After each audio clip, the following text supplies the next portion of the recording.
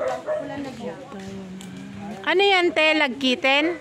Ano, yung lagkitin nandoon, pero masarap din siya. Ito, may ugat-ugat siya? Walang ugat, pero masarap pa rin. Ah. Para sa itlog. Oo. Masarap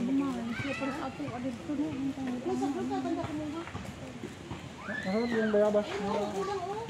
Ano na yung bayabas? Suka. Kaso lang ito, ano na lang yun, yung sanga na lang siya. Tapos nalagyan ng ano, parang bangin sa taas. Hindi siya nagbunga. Umangit na siya, dahil may bangin. Baka nilagyan ng asin. Yung bangin na parang... Murag na aungan siya. Kapal. Ayaw ko nung bangin yung bakit na lang siya nabubo. Ay, doon no, marami. Doon, marami. Dati ang daming bunga nito. Hindi ako, sa ito ako nagbitay, oh. Kaya nga, duwang na.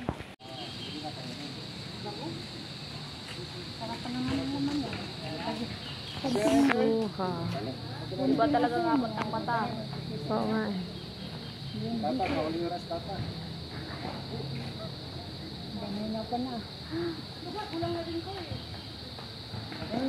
Bubunga talaga sa akin mga Hindi dito kasi maganda ang lupa. Sa Laguna, lupa. Sa Kapiti Bukid, Laguna, maganda maganda ang lupa. Pero pagdating mo ng sa atin, sa amin, ay sus Mario. Kay ano man, mag-ilinyo man doon, ay ilinya. Ay ilinyo nga, ilinyo. Hindi, ang ulan po doon. Danlas ba? Ang Ulan mga talaga. Pag ulan doon, Ito ang aming na-harvest. Yan, awin namin. Pamula sa farm.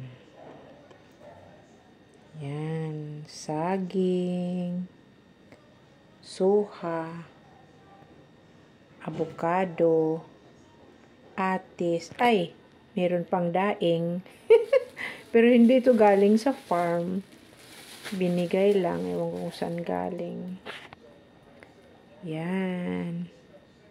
Marami na naman kaming prutas galing sa farm. Sana all my farm.